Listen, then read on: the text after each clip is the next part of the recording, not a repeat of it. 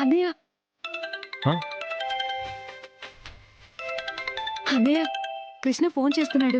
హే మాట్లాడు. హలో కృష్ణ. విద్య, ఒకసారి మీ అమ్మగారికి ఫోన్ ఇస్తావా? అమ్మ బయటకెళ్ళింది. అన్నయ్య ఉన్నాడు. ఓ సరే, అయితే ఇవ్వు, మాట్లాడతా. అన్నయ్య కృష్ణ నీతో మాట్లాడతానంటున్నాడు. అవునా? ఇటు. హలో బావగారు, నమస్తే అండి. నమస్తే బావగారు, ఎలా ఉన్నారు? ఇంతవరకు ఏం బాలేం బావగారు, కానీ ఈరోజు మీ మూలంగా చాలా ఎక్సలెంట్గా ఉన్నాం. ఇంకా ముందు కూడా నా చెల్లెలి కాపురాన్ని చూస్తూ ఎవరెస్ట్ లెవెల్లో హ్యాపీగా ఉందాం అనుకుంటున్నాను. మీతో మాట్లాడడం నాకు చాలా హ్యాపీగా ఉంది బావగారు.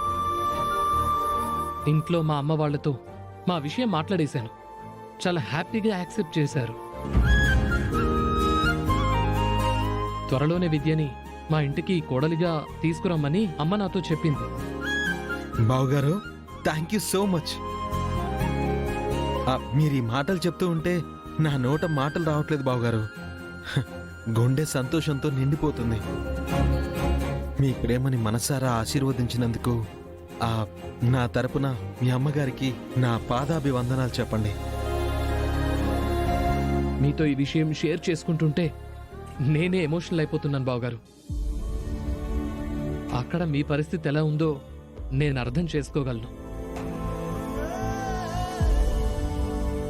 సరే, మీరు చెప్పాలనుకున్న థ్యాంక్స్ మా అమ్మతో డైరెక్ట్గా మీరే చెప్పండి. ఇదిగో ఇప్పుడే ఫోన్ ఇస్తున్నాను, లైన్లో ఉండండి.